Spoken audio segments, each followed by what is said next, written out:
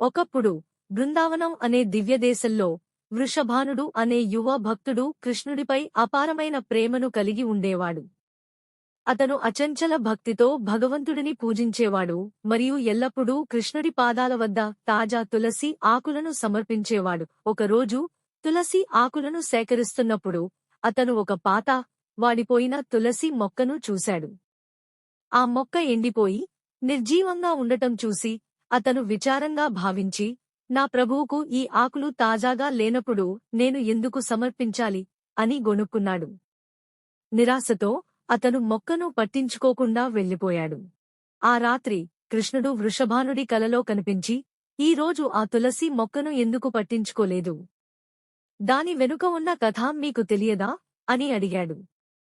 ఆశ్చర్యపోయిన వృషభానుడు, ప్రభూ, ఆ ఎండిపోయిన తులసి మొక్క ప్రత్యేకత ఏమిటి అని అడిగాడు. కృష్ణుడు నవ్వి, ఆ తులసి ఒకప్పుడు వనమాల అనే దివ్య అప్సరస. ధ్యానం చేస్తున్నప్పుడు ఆమె తెలియకుండానే ఆమెను కలవరపెట్టిన ఒక ముని తులసి మొక్క రూపాన్ని తీసుకోవాలని ఆమెను శపించాడు. ఒక స్వచ్ఛమైన భక్తుడు తన మొక్క నుండి ఒక్క ఎండిన ఆకును నిజమైన భక్తితో అర్పించినప్పుడు మాత్రమే ఆమె తన దైవిక రూపాన్ని తిరిగి పొందుతుందని శాపం పేర్కొంది. తన తప్పును గ్రహించిన వృషభానుడు మరుసటి రోజు ఉదయం తులసి మొక్క వద్దకు పరుగెత్తాడు.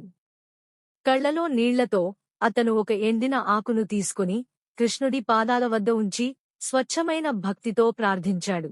తక్షణమే మొక్క నుండి ఒక ప్రకాశవంతమైన కాంతి వెలువడింది మరియు వనమాల తన దివ్య రూపాన్ని తిరిగి పొందింది.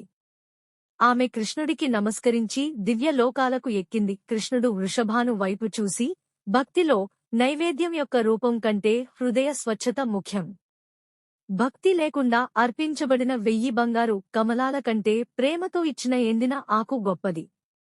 ఆ రోజు నుండి వృషభానుడు ఏ నైవేద్యం విలువను ఎప్పుడూ ప్రశ్నించలేదు మరియు తన ఆరాధనను మరింత గొప్ప విశ్వాసంతో కొనసాగించాడు.